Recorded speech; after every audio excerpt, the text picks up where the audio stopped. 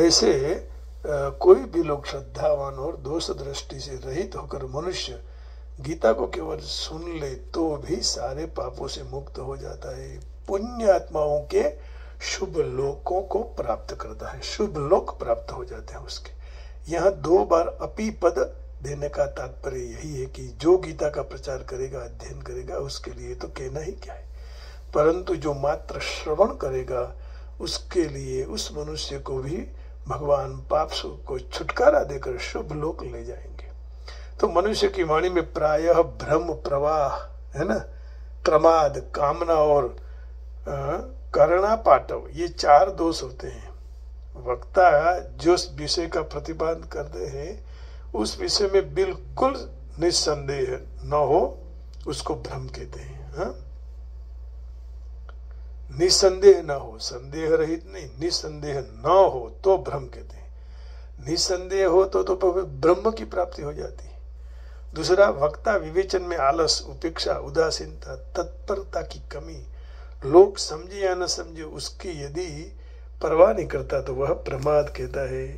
वक्ता की रुपया, पैसे, मान बढ़ाई, आदर सत्कार, सुख, आराम, लौकिक पारलौकिक कोई भी प्राप्त करने की इच्छा है तो उसको लिप्सा कहते हैं। और वक्ता जो इंद्रिय, मन, बुद्धि, वाणी आदि से अपना भाव प्रकट करे तो उस करणों में पटुता, कुशलता नहीं है और वह श्रोता की भाषा, भाव, योग्यता नहीं जानता है, इसको करना पाटव कहते हैं। माने क्या करना है, जो गीता जी ने कहा है ही उसी को लेकर आगे बढ़ के जाना। इसलिए मनुष्य की वाणी सर्वथा निर्भ्रांत, भ्रांति रहित नहीं हो सकती, परंतु भगवान की दिव्य वाणी में चारों में से कोई भी दोष नहीं है, क्योंकि भगवान निर्दोषता की परावधि है।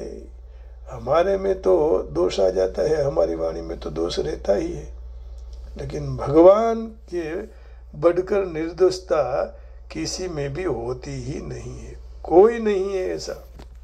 इसलिए भगवान के वचनों में कोई प्रकार का संशय नहीं की संभावना ही है, हमें भी नहीं रखना चाहिए।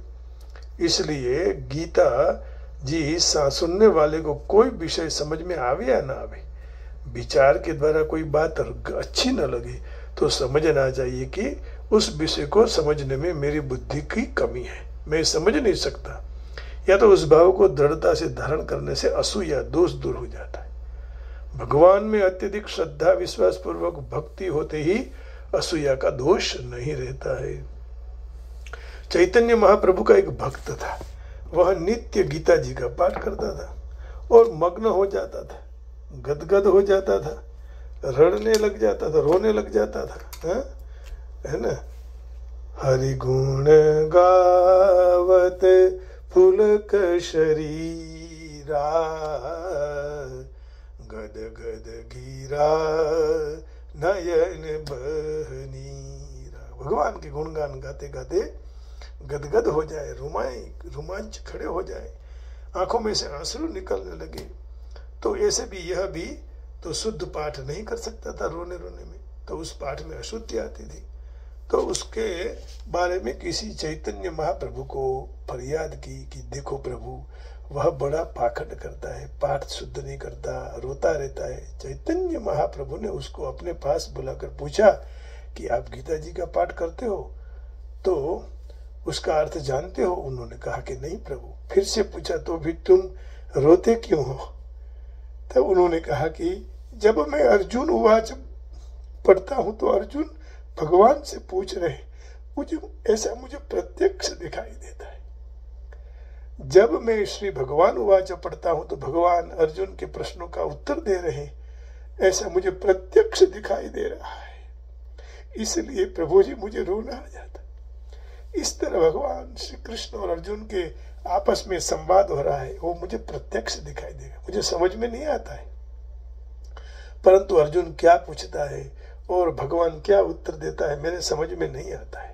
मैं तो उन दोनों को दर्शन करके राजी हो जाता हूँ, और ऐसी श्रद्धा भक्ति देखकर चैतन्य महाप्रभु बहुत प्रसन्न हो गए उसके पर। इस प्रकार की श्रद्धा भक्ति वाला मनुष्य गीता को केवल सुन ले तो भी मुक्ति में कोई संदेह नहीं रहता, सारे पापों से मुक्त हो जाता है, पुण्य कार्यों के शुभ लोक को प्राप्त होता है। यहाँ पुण्य कर्मणाम पद से सकाम भाव पूर्वक यज्ञ अनुष्ठान आदि पुण्य कर्म करने वालों का नहीं लेना चाहिए, क्योंकि भगवान ने उनको बड़े या ऊंचे नहीं माना है, परंतु उनके लिए कहा है कि जो बारंबार आवागमन को प्राप्त होते हैं, ऐसे पुण्य कर्म भक्तों को अर्थ लेना चाहिए। 9वें अध्याय का 21वां श्लोक है। तो जिसका जन्म हुआ है वो चक्कर तो फरते ही घूमते रहते हैं, तो ऐसे लोगों के लिए जो पुण्य कर्म प्राप्त कर लेते हैं उनकी प्राप्त कैसे लोग को प्राप्त करते हैं, तो ये रहा 21वां श्लोक। ते तम भुक्त्वा स्वर्गलोकम विशालम क्षीणे पुण्ये मर्त्यलोकम विशन्ति एवं त्रयी धर्ममनुप्रपन्ना गतागतं काम कामा लभन्ते। वे उस विशाल स्वर्ग लोक के भोग भोग कर पुण्य क्षण होते ही मृत्यु लोक में आ जाते हैं। इस तरह तीनों वेदों में कहे हुए सकाम कर्मों के आश्रय लेने वाले और भोगों को इच्छने वाले मनुष्य को आवागमन होता रहता है। पुनरपि जननम पुनरपि मरणम पुनरपि जननी जठरे शयनम इह संसारे खलु दुस्तारे कृपया पारे पाहि मुरारे भज गोविंदम भज गोविंदम गोविंदम भज मूढ़मते गोविंदम भज मूढ़मते गोविंदम भज मूढ़मते। इस आवागमन के चक्र में से बाहर निकलना है तो गोविंद को भजो, ये कहने का भाव है। तो यहाँ पुण्य कर्म भक्तों को लेना, पुण्य कर्मा भक्तों को अर्थ लेना चाहिए जिन्होंने भगवान के प्रेम दर्शन आदि की प्राप्ति होती है। ऐसे पुण्य कर्म भक्तों को अपने अपने इष्ट के अनुसार वैकुंठ, साकेत, गोलोक, कैलाश आदि जो दिव्य लोक की प्राप्ति होती है। असूया दोष रहित श्रद्धावान पुरुष गीता सुनने से मात्र से इस लोक की प्राप्ति हो जाती है। तो शुभान लोकान प्राप्नुयात पुण्य कर्मणाम, श्रद्धा भक्ति के भावार्थ सारांश के साथ गीता सुनने से श्रोताओं में भाव की अभिवृद्धि हो जाती है और उसके कारण श्रोता को स्वर्गादि लोक उपरांत भगवल लोक का अधिकार भी मिल जाता है। अर्थात अधिक से अधिक श्रद्धा भक्ति होगी तो भगवान के धाम को प्राप्त हो जाएगा, श्रद्धा कम होगी तो दूसरे लोक को प्राप्त होगा। तो गीता का अध्ययन और श्रवण की बात तो क्या करनी, उसमें जो डूब जाए अपने पथमेड़ा वाले महाराज की बात क्या करें। राम परम पूज्य श्री राम सुखदास जी पूरे गीता जी में डूबने लग गए। चैतन्य महाप्रभु गीता में डूबने लगे। तो इंग्लिश में देखिए उसका अर्थ क्या कह रहे हैं। श्रद्धावान अनसूयश्च शृणुयादपि यो नरः सोऽपि मुक्तः शुभान् लोकान् प्राप्नुयात् पुण्य कर्मणाम्। The men who listen to the holy Gita with reverence, being free from malice, he too liberated from sin shall reach the propitious worlds of the victorious। अब देखो इसमें थोड़ा और सरलता से कहा होगा। 71वां श्लोक है ना। श्रद्धावान अनसूयश्च शृणुयादपि यो नरः सोऽपि मुक्तः इमान् लोकान् सोऽपि मुक्तः शुभान् लोकान् प्राप्नुयात् पुण्य कर्मणाम्। And one who listen with faith and without envy becomes free from sinful reactions and attains to the auspicious planets where the pious dwell। जहाँ अच्छे अच्छे लोगों का जाना होता है उस लोक में वह पहुंच जाता है। तो अभिवृद्धि होती है श्रद्धा भक्ति से। ये सबसे बड़ा महात्म्य सुनने का है। अधिकार प्राप्त हो जाता है, भगवान के धाम को प्राप्त हो जाता है। तो फिर जो पढ़ेगा उसकी तो बात क्या कहें। गीता जी घर में रखने का बड़ा महात्म्य है। अब देखिए, इस कथा कहेंगे एक उदाहरण दे रहे हैं कि केवल गीता जी घर में होगी तो क्या होगा। एक चौकीदार था, वह चौकीदार माने चौकी करने वाला, रात की रक्षा करता है। उस समय रात को वह कहीं से भी अपने घर आ रहा था और रास्ते में उसने चंद्रमा के प्रकाश में एक वृक्ष के नीचे सुंदर स्त्री को देखा और उस स्त्री के साथ बातचीत करी। तो स्त्री ने कहा कि मैं तुम्हारे साथ आऊं? चौकीदार ने कहा आ जाओ। अब चौकीदार इस तरह कहने से स्त्री वास्तव में चुड़ैल थी, तो उसके पीछे आने लगी। अब रात को रोज चौकीदार के पास आती, उसके साथ सो जाती। इस तरह वह चुड़ैल पहले चौकीदार को शोषण करने लगी, अर्थात उसका खून चूसने लगी, शक्ति क्षीण होने लगी। एक बार रात को वह दोनों सो गए, परंतु बत्ती लाइट चालू रह गई। तब चौकीदार ने कहा कि तुम बत्ती बंद कर दो। तो उसने सोते सोते हाथ लंबा कर बत्ती बंद कर दी। अब चौकीदार को खबर पड़ गई, पता लग गया कि ये कोई सामान्य स्त्री नहीं है, चुड़ैल है। तो बहुत घबरा गया। तो चुड़ैल ने उसको धमकी दी कि तू यदि किसी को भी मेरे संबंध को कह देगा तो मैं तुम्हें मार डालूंगी। इस तरह वह रोज रात आती, सुबह चली जाती। चौकीदार का शरीर नित्य नित्य सूखता जाता। लोग उसको पूछते, भाई तुम इतने दुबले क्यों हो गए हो, क्या बात है? कही तो सही। परंतु चुड़ैल की बिक के कारण वह किसी को कुछ नहीं कहता था। एक दिन वह दुकान में दवा लेने गया तो दुकानदार ने दवा की पड़ीकी दे दी। चौकीदार ने उस पड़ीकी खिस्से मुकी, घर आया। रात्रि जब चुड़ैल आई तो वह दूर से खड़ी खड़ी बोली कि तेरे खिस्से में जो पड़ीकी है, उसको पड़ीका है, उसको निकाल के फेंक दो। चौकीदार को खात्री हो गई कि जरूर इस पड़ीकी में कुछ करामत है। तब उसने रात को चुड़ैल को मेरे पास, तब से वह आती नहीं है। चौकीदार उसको कहा कि इस पड़ीकी को नहीं फेंक दूंगा। चुड़ैल ने खूब कहा, लेकिन चौकीदार ने यह बात नहीं मानी। तब चुड़ैल का अब उसमें बस नहीं चला है। तब वह चली गई। उसके जाने के बाद चौकीदार ने उस पड़ीकी खोली तो उसमें गीता जी का फटा हुआ पत्ता था। वाह भाई वाह। तब गीता जी का प्रभाव देखकर चौकीदार कायम के लिए गीता जी रखने लगा। तो चुड़ैल कभी फिर उसके पास आती नहीं थी।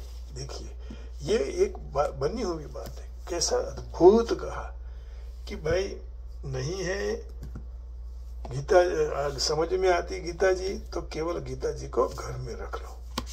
इसलिए यहाँ कहा, श्रद्धावान न सूयश्च शृणुयादपि यो नरः सोऽपि मुक्तः शुभान् लोकान् प्राप्नुयात् पुण्य कर्मणाम्। तो इस अध्याय के 67वें श्लोक में भगवान ने स्पष्ट रूप से निषेधाज्ञा दी थी, है ना। 67 माने 67। इदन्ते ना तपस्काय ना भक्ताय कदाचन न च शुश्रूषवे वाच्यम न च माम योऽभ्यसूयति। जो मनुष्य संयमी नहीं है, निष्ठावान नहीं है, भक्ति में पिरो हुआ नहीं है, भक्ति में रत नहीं है, उसको यह ज्ञान देना नहीं चाहिए और मेरे द्वेष करने वाले को भी नहीं देना चाहिए। यह इदम परमं गुह्यम मद्भक्तेष्व विधास्यति भक्तिं मयि परं कृत्वा मामेवैष्यत्य संशयः। लेकिन जो मनुष्य भक्तों ने इस परम रहस्य को बता देगा वह शुद्ध भक्ति को प्राप्त कर देगा, अंत तो मेरे पास आएगा, उसमें कोई शंका नहीं। तो भगवान के द्वेष करने वाले को, इस मनुष्य को गीता सुनानी नहीं। दूसरे शब्दों में भगवत गीता के मात्र भक्त के लिए है। ऐसा भी बने कई बार भगवत भक्त जाहिर में प्रवचन करते हैं और उसमें सारे श्रोता हो भक्त होने की अपेक्षा रखते नहीं है। सब श्रोता थोड़ी भक्त होंगे, कोई है कोई भी नहीं है लेकिन सुन रहा है। तो फिर ऐसे लोग जाहिर में प्रवचन क्यों देते हैं? तो यहाँ उसकी स्पष्टता की कि सब लोग भक्त नहीं होते, लेकिन कई लोग ऐसे होते हैं जो कृष्ण का द्वेष नहीं करते हैं, कृष्ण पूर्ण परमेश्वर है ऐसी श्रद्धा रखते हैं। ऐसे जो लोग भगवान के बारे में सच्चा भक्त है, उनके सुनता है तो वह सर्व पापों से मुक्त हो जाता है, तो पुण्य आत्माओं के लोक को प्राप्त कर लेता है। इसलिए भगवत गीता के श्रवण मात्र से शुद्ध भक्त होने का प्रयत्न न करने वाले मनुष्य को भी पुण्य कर्म का फल प्राप्त होता है। इस तरह शुद्ध भगवत भक्त हर एक मनुष्य को अवसर प्राप्त होता है। तो वह सर्व पाप में से मुक्त होकर भगवान का भक्त बनता है। सबका अधिकार है। सामान्य तरह से मनुष्य पाप मुक्त हो, जो पुण्यात्मा होते हैं वे बहुत सहलाई से कृष्ण भावनामृत ग्रहण करते हैं। यह पुण्य कर्मणाम शब्द महत्वपूर्ण है। ऐसा निर्देश वैदिक शास्त्रों में वर्णित अश्वमेध जैसे महान यज्ञ करने के प्रति है। जो मनुष्य भक्ति निष्ठ है लेकिन शुद्ध भक्त नहीं है तो वह ध्रुव लोक प्राप्त कर सकते हैं, जहाँ ध्रुव महाराज अधिष्ठाता पुरुष है। क्योंकि भगवान के वो महान भक्त हैं, उनका एक विशेष ग्रह है जो ध्रुवलोक कहा जाता है, वहां उनको बैठाया दिया जाता है। तो कहने का भाव आगे भी स्पष्टता की थी राम सुखदास जी को कि भाई कथा के मंडप में चल रहा है तो उसमें भक्त लोग भी आ गए, अभक्त भी आ गए। अब उसमें मना कोई थोड़ी किसी को कर सकते हैं, आया है तो बैठेगा। अब श्रद्धावान होगा तो पुण्य कर्मणा प्राप्त लोगों ऐसे लोग को प्राप्त हो जाएगा, और नहीं है श्रद्धा तो फिर वहीं बैठा रहेगा। श्रद्धानी दूरी झालो रे ओ नंदलाला। आइए, नवरात्रि चल रही है, माँ को राजी करने के लिए माँ का ही भजन गाएंगे, है ना।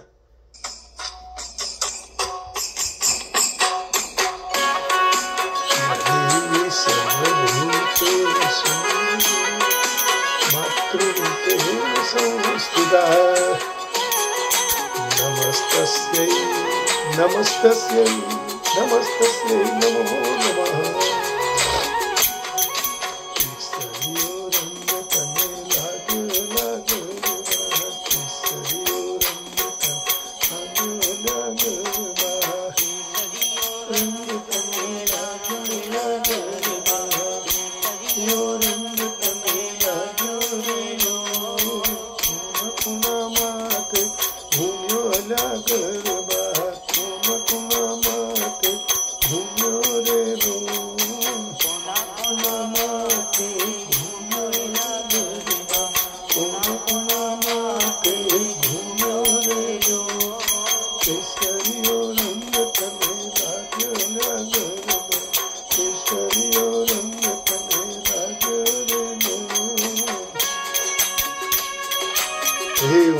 हे जगदम्ब, हे बहुचरमा, हे गायत्री।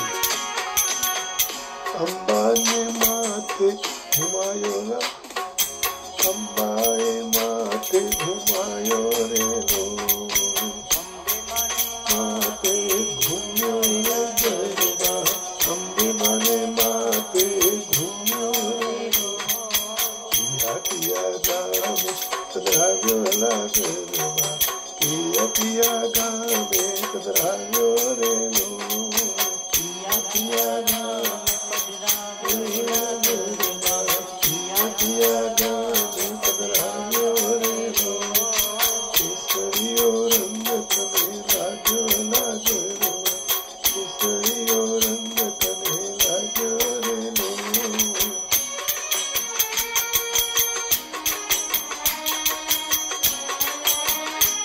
हे जगदम्ब, आरसुराधा में पधराव्यो इला गरबा, आरसुराधा में पधराव्यो रे लो, आरसुराधा में पधराव्यो इला गरबा, आरसुराधा में पधराव्यो रे लो, केसरियो रंग तने लाग्यो इला गरबा, केसरियो रंग तने लाग्यो रे लो।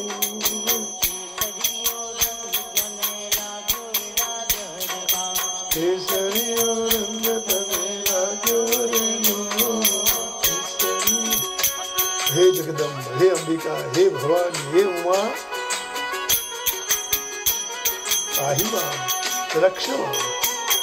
भक्त आपके चरण में आए हुए हैं माँ, उन सबको संभालो। कुना कुना माते घूमो ला गरबा, कुना कुना माते घूमो रे लो, कुना कुना माते घूमो ला गरबा, कुना कुना माते घूमो रे लो। कालिका नाम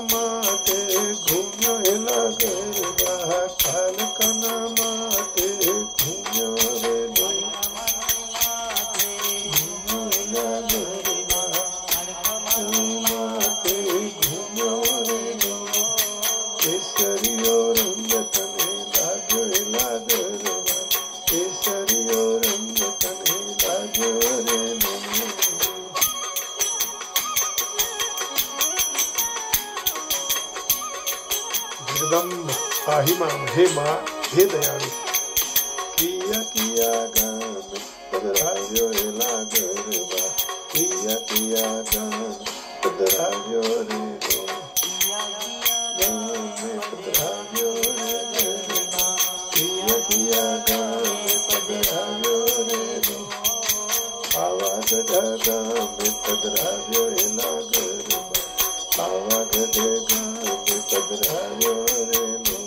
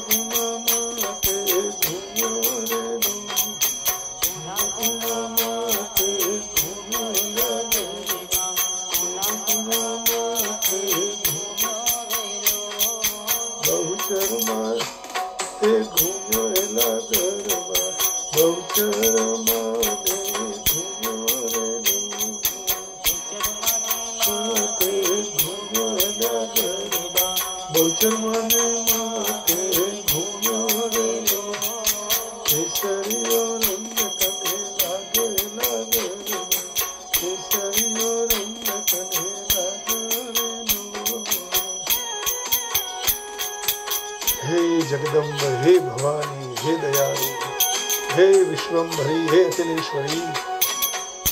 किया गान पधराव्यो रे लागरवा, किया किया गान पधराव्यो रे लो, किया किया गान पधराव्यो रे लागरवा, किया किया गान पधराव्यो रे लो, संघलपुर पधराव्यो लागरवा, संघलपुर पधराव्यो रे लो,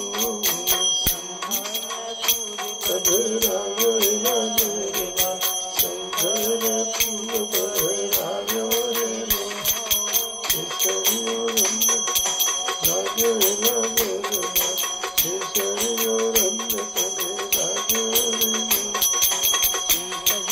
रंग तने लाग्यो रे लागरवा, केसरियो रंग तने लाग्यो रे लो, केसरियो रंग तने लाग्यो रे लागरवा, केसरियो रंग तने लाग्यो रे लो, केसरियो रंग तने लाग्यो रे लागरवा, केसरियो रंग तने लाग्यो रे लो।